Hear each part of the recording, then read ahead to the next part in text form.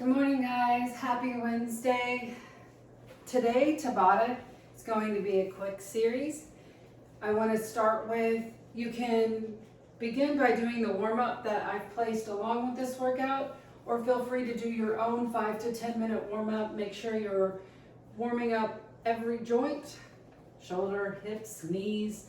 Get some rotations in there with the back, maybe some push-ups and squats just to kind of prepare you for your workout. I have some equipment here. You can do this entire workout without any equipment. I have a mat just for a higher raised or elevated kind of cushion mat because I'm going to show you a decline push-up as an option. I have a piece of paper. You can use a washcloth or a piece of paper. I have a band. You can use a handled band. And I also have dumbbells. Those are going to be your options. Tabata, if this is the first time or it's been a while since you've done Tabata, it is a series of 20 seconds of work, 10 seconds of rest, 8 rounds. So you would set an interval timer. There's an app that's free, several interval timer apps, so you could just set it for 8 rounds, 20, 10, and you don't have to keep looking at the clock. It just has a timer, keeps going off. If you're looking at a clock, you're gonna do the work for 20 seconds, rest for 10 seconds, and repeat that 8 times each exercise. Between each exercise, when you've completed the 8 rounds, you will take a 30-second to 1 minute break. Make sure you're drinking as much as you'd like. Take those breaks if you need it. I'm going to show you the first exercise, which is the alternating side-to-side squat. The goal is not to step out wide. If you notice, my hips are off-centered. Especially if you're holding weight, you're going to feel that pull in your neck and shoulders. You're going to step out to the side, squat, center squat, left squat, center squat, right squat. From the side, it's right, center, left. Chest stays up nice and tall with those exercises. Again, no weight is needed. If you are using body weight, that's going to be just as difficult. You have 2 options for your push-up, or maybe 3. You can do a push-up on your knees, elbows squeeze towards the rib cage, lower down, push up. A decline push-up, whether that be on a step, I wouldn't do it off furniture unless you are advanced enough to do so. Just adding a little bit of a incline will increase the intensity of your decline push-up. Grabbing our band. If you don't have a band, do this exercise with just squeezes through the shoulder blades. You're going to place your feet together. Knees are tight. Drop down into a chair position. Chair position, we're not here and we're not here.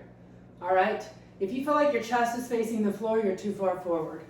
Drop through the heels. Chest is tall, abs are in. Grabbing your band, we're gonna pull apart.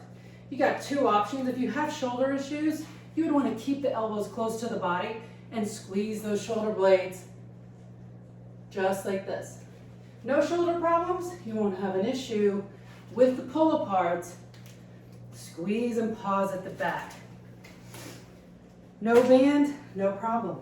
Work those squeezes and pulses. All right, grab a dumbbell here. It's optional for the weighted sit-up. If you don't have a dumbbell and you want to grab something else, grab something else. Maybe a gallon jug. We're going to straighten the arms out. We're going to pull those abs into the floor. So, I'm not sure if you can see it because of lighting. If I have an arch in my back, you're not going to be able to safely engage all those abdominal muscles. So pull those abs in, and we're going to roll it up. 1, 2, down, 2. If the arms are not straightened, we're going to be using a lot of bicep and other accessory muscles to raise that weight instead of our torso. Modified option would be to limit your crunch, placing your dumbbell on your chest and curling the top torso up. Set the weight down in between reps. Allow yourself that break. Moving to our piece of paper or washcloth, You do not need to use dumbbells here, but you can, especially if you're familiar with these.